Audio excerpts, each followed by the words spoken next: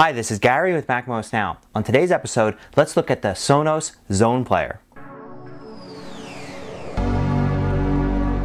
So Sonos sent me two models of their ZonePlayer.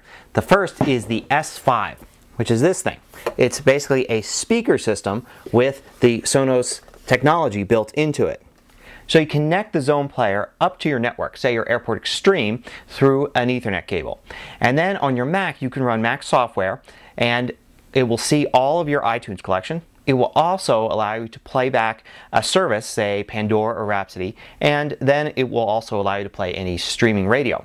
Now, it all plays through the ZonePlayer, so you don't actually have to keep that application up and running. Say you can queue a bunch of music or tell it to play Pandora, and then you can quit that application, and the ZonePlayer will continue to play on its own. Even better, you can get a free app for the iPhone or iPod Touch that allows you to control the ZonePlayer just using your iPhone.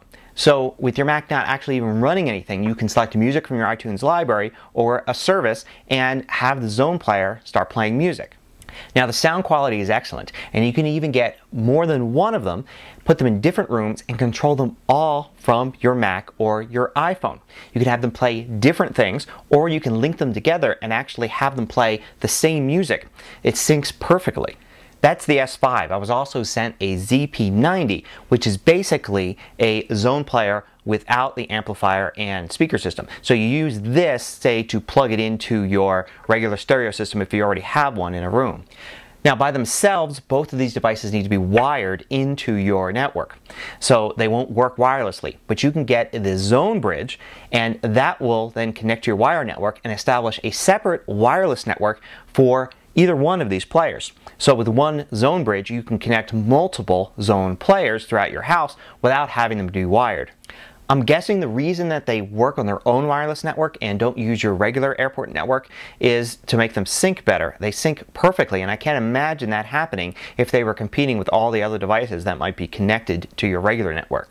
These are a lot of fun. It's great to be able to extend your network of music beyond the rooms that have your computers in them.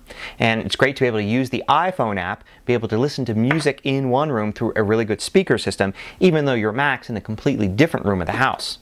I can also imagine it's a lot of fun to have an entire house filled with these and be able to sync them all at a party, or to have different people listening to different music in different rooms. Now the Sonos software is pretty good, but I still found myself wishing I could control it through iTunes somehow, or perhaps maybe get more features of iTunes into the Sonos player, like some of the playlists. I also wish there was a way, maybe a system extension, where I could pipe the audio out of my Mac into one of the Sonos players. You could technically do this using an auxiliary cable and the input on the back, but I really wish there was a way to do it through the normal system so I didn't have to run another cable. It would be great to actually play games and be able to listen to the music and sound effects in the games through these speakers rather than the speakers hooked directly up to my Mac.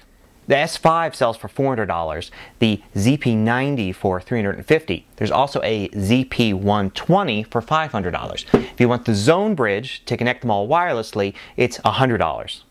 So it isn't exactly cheap, but it is in the range that the casual music listener could still find it interesting.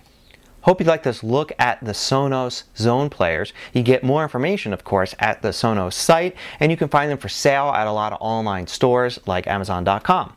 Till next time, this is Gary Rosenzweig with MacMost Now.